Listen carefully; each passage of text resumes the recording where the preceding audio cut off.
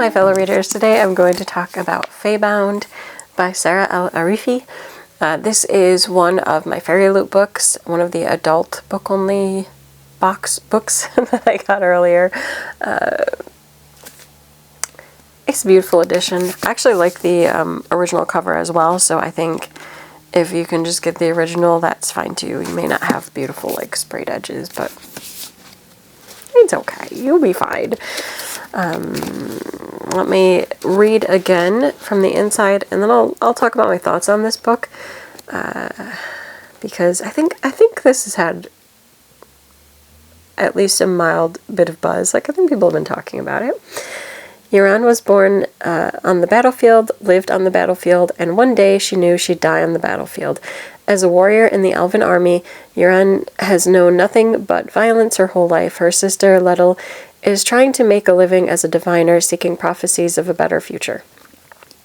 When a fatal mistake leads to Yuran's exile from the Elven lands, both sisters are forced into the terrifying wilderness beyond their borders. There they encounter the impossible, the Fae court. The Fae haven't been seen for a millennium, but now Yuran and Lettel are thrust into their seductive world, torn between their loyalty to each other, their elven homeland, and their hearts. And this is the first book in an enchanting new trilogy. I will say, like, overall, I did enjoy Faebound. It is, in part, like a sister story. It's a perception story, I guess. Like, there's the narrative and the backstory that all of the different peoples of the world are given, and then there is perhaps the truth, which might lie somewhere in the middle. So for Faebound, Yuran is part of the military and really enjoys the battle. Her lover is the person in charge, I guess you would say, and she's very honored to serve her. She does whatever she can. Lettel, on the other hand, is a bit more of a free spirit, and she does do divining, and at the start of the book she actually does see a vision of something that is kind of set to happen to her sister, so she warns her, or was it really warning? I don't know. Yeah, I'll say warning. She warns her, and that perhaps impacts what she does on the battlefield. And when her sister kind of loses everyone, or nearly everyone, by kind of following her sister's advice and maybe disobeying. Anyway, things are bad, and she ends up getting in trouble and getting exiled, and that just kind of sets off a further thing. Now, to be fair, the being exiled is kind of a lesser punishment than what she could have gotten. She could have just been executed. It's still not great, but at least it wasn't execution. I don't know. But at the same time, Lettel doesn't want to lose her. And there is a officer that's below Yuran that she kind of asks to watch over her sister, and so that's an element here too. So she heads off, ends up in the Fae land, and at the same time, Lettel follows pretty much close after, and has her own kind of adventures. And following her, and then of course they end up together and traveling together, is I'm trying to remember, was he a captain? Because I think she was a colonel, and I think he was the captain. But anyway, she ends up traveling with the captain, and it's just a whole thing. It's funny, I don't know, like, I'm going to mention this now, even though technically it's not. So far, it hasn't really come into play with the story in general, but it kind of does, is that there were the three beings on the world. So there were humans, and there were the Fae, and there were the elves. And in the course of the fighting with everyone, the humans have pretty much been wiped out. And if I'm not mistaken, it was like the last human that ends up cursing them. And so they've been kind of separated, but also like there's reasons for it, where the land is bad and gets blights and everything. And I think especially for the Fae, and the Fae can't really leave their land, or bad things happen, or the rulers of the Fae. Now I'm like feel like I'm getting confused, but it was all very interesting. There's a lot of backstory and lore to what happens that you kind of have to pay attention to. But it's just interesting how they all kind of hate each other. And it's just led to like a lot of death and sadness, and people were like just wiped out. And so now you still have them fighting. There's still the big battles between the elves and the Fae, and it's kind of like, why? Why do you want to kill each other? And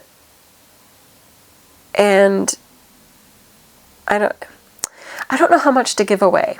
Okay, so when Yuran ends up with the Fae, she ends up discovering, and same with Lettel, they end up discovering all these actual truths about the Fae, like one, they're not as bad as what they would have, what they've been told and what they've perceived beforehand. And then it turns out too, there's like an animal that the elves have been killing, especially the diviners, in order to, so one, the diviners can divine things by using like the entrails and organs, but two, the soldiers have been like killing and skinning these animals, because when they drum, they can like use their power. There's a whole like magic element there. But as it turns out, these creatures are not just creatures, like they're linked directly to the Fae, who they're like, I'm trying to think of, I don't remember if they use the word, but it's kind of like they're familiar. I don't remember if they use that as the term, but like where they're directly linked, and they, if you kill the animal, the person is killed. The Fae is killed. So they're like directly linked. It's not even like, oh, they share power or anything. They're directly linked, and if one dies, the other dies. And it's just these like, you can understand why they'd be mad at the elves, who are just like willy-nilly killing these parts of themselves in order to like use the magic.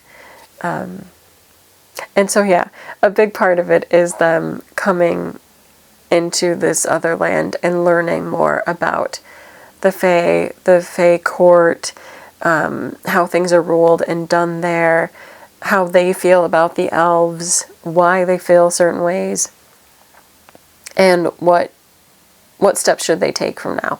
And this is definitely a setup book.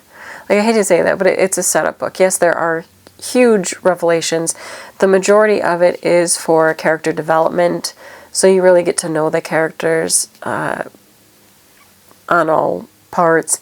You get to see the kindling of relationships and hints at what's going to happen and how it will impact the future of the story. The end wraps up okay, like you're not left with a lot of strings there, but at the same time you know that it ends as a beginning to a larger world, if that makes sense. So it's very good. I don't have a problem with that. Some of the elements I didn't enjoy so much is that I feel like the characters read very young, or at least Lettel did. Like, she was so stupidly naive and kind of obnoxious at times, where she read more like 19 to 20 to me, but I'm pretty sure both of them are more later 20s, if I'm remembering correctly. And it could in part be like their upbringing and the way that they were raised, but she was just kind of annoying to me at times. I actually did like her story, and especially her story in relation to I'm going to say captain. I think he was a captain. I like his story, and I'm not going to reveal anything too deep there because there's a huge part of his story, and I really liked it a lot. That was one of my favorite lines to follow. It's just that sometimes Lettle herself really annoyed me. And like, I hate saying that, but I was just like, you are too old to be acting this stupid. And that kind of bothered. Like, I don't like saying that because at the same time, I don't think people overly change. Like, I think you are who you are even as you age, and you can act stupid and do dumb things or silly things and whatever, and that's fine. It was just some of like the writing was just very immature to me, and it just kind of got on my nerves. That's probably the biggest caveat. I think most of the book I enjoyed. Like, I didn't have any things where I'm just like, oh, let's get this over with. I'm sick of it. I thought it was interesting enough. I'm nervous, I guess, about where it's going to lead for the larger story, because you do have like these two completely different, but I wouldn't say completely different, very different peoples of this world that you don't want to see one wiped out over the other. And I don't think one is inherently worse than the other. You really want to see them kind of find a peaceful solution. But you know that there's machinations on like this side that don't want that. And they'll do whatever they can to lie and deceive to people in order to have this war so that they can take over as much as possible, which literally happens all the time. That's pretty much an honest look at politics and warmongering. And I think to a lesser extent you have it on this side, but I think this side would be more willing to be like, this is a stupid way to do things. But at the same time will find mechanisms to defend themselves, if that makes sense, which it does to me, because I mean that's how wars go. You know, it's not necessarily that there's a bad guy and a good guy. There's a conflict of what they want, you know. So I don't know. I think it'll be interesting going forward. I, of course, really enjoy relationship development with characters. So I do like a good love story line with my fiction. I always think it kind of enhances it. And sometimes it doesn't have to be like a love story. Sometimes I just like good character interaction. Like if it's two close friends fighting to keep each other alive, you know, or the sister thing. I love good family stories too. That's just like, it's that bond and that love story and love development that strengthens a story. And sometimes I like that with added romance too. You know, you look at Full Metal Alchemist, it very clearly had that. You had the beautiful love story of these two brothers, but you also had Winry and a love story there. So I don't know. I think that it can just enhance it and make it more engaging. And I like that because it adds this very human element. We know those drives and those instincts to love and protect and try to keep those bonds.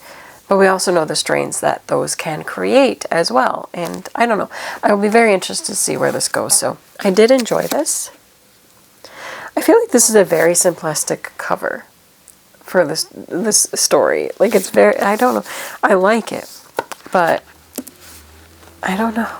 I forgot until this minute that part of Lettle's story is that she